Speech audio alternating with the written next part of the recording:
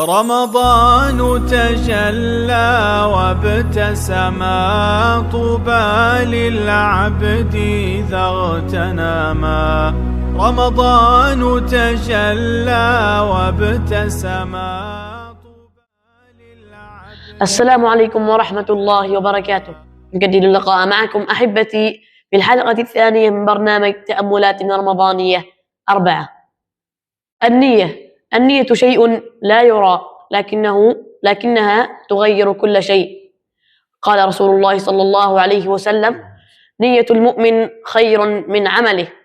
النية شيء مهم جدا قبل أي عمل نعمله، فلنكتشف معا اليوم كيف يجدد الإنسان نواياه ويبنيها مع ضيفنا الكريم الأستاذ خليفة بن خلفان المحروقي، معلم التربية الإسلامية بمدرسة مالك بن فهد للتعليم الأساسي.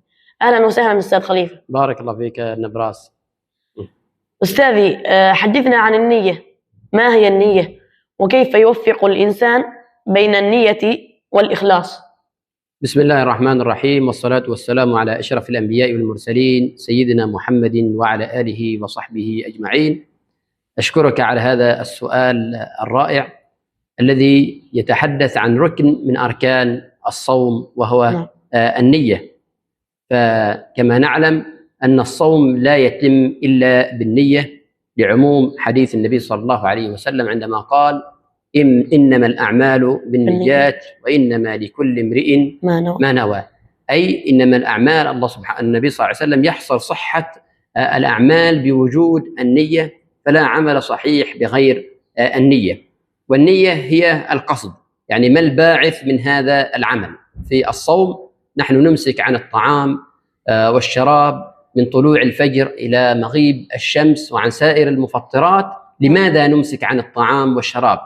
نمسك قصدا، القصد من هذا الإمساك هو طاعة لله سبحانه وتعالى وخضوعا وانقيادا لأمر الله سبحانه وتعالى الذي أمرنا بهذا الأمر. أما الإخلاص فهو تصحيح لمسار النية، فلا بد أن يكون ذلك القصد مخلصا لله سبحانه وتعالى، لقول الله سبحانه وتعالى: وما أمروا إلا ليعبدوا الله مخلصين له الدين حنفاء. كما نقول أن هذا ذهب خالص وهذا لبن خالص، يعني بدون شوائب. لبن خالص يعني لبن بغير شوائب. فكذلك عند الصوم لا بد أن نوجه هذه النية بنسبة 100% لله سبحانه وتعالى، وأن نصححها من غير مقصد، من أي مقصد غير الله سبحانه وتعالى. شكرا أستاذ خليفة توضيح هذه النقطة. بارك الله فيك. أعزائي المتابعين، نترككم الآن مع فقرة آراء الناس.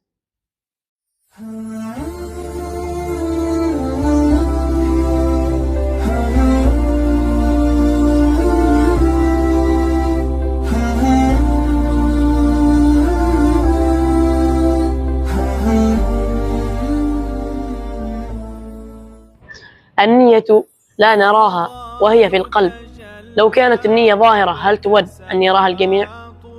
طبعا لا، هذا كل شخص ونيته، والنية تكون بخاصة طبعا.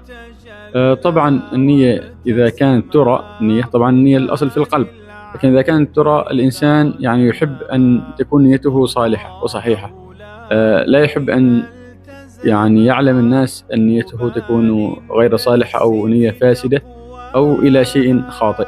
الإنسان بطبيعته يحب أن يكون على أفضل حال. أبدا لا تظهر نيتك أبدا للناس، نيتك خليها بداخلك وتوكل على الله.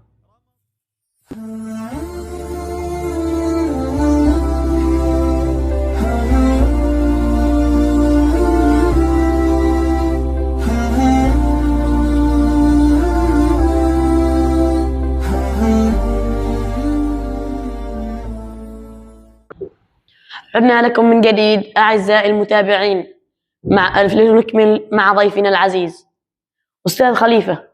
إذا كان الإنسان لم يخلص كامل إخلاصه لله تعالى في عمل خير، هل يقبل منه هذا العمل؟ بارك الله فيك نبراس على هذا السؤال الرائع. الله سبحانه وتعالى لما تحدث عن أعمال الأنبياء ختم بقوله: ولو أشركوا لحبط عنهم ما كانوا يعملون. الله سبحانه وتعالى يتحدث عن الأنبياء وذكر أن هؤلاء لو أشركوا وأدخلوا غير الله سبحانه وتعالى في ذلك العمل، الله سبحانه وتعالى سيحبط عنهم ما كانوا يعملون، يصبح العمل لا قيمة له. فلذلك لا بد أن نراقب نوايانا بحيث أن نكون مخلصين في ذلك العمل. فيمكن أن نقول أن النية هي المحرك الذي يحرك العمل، كالسيارة تحتاج إلى محرك، فالعمل يحتاج إلى نية.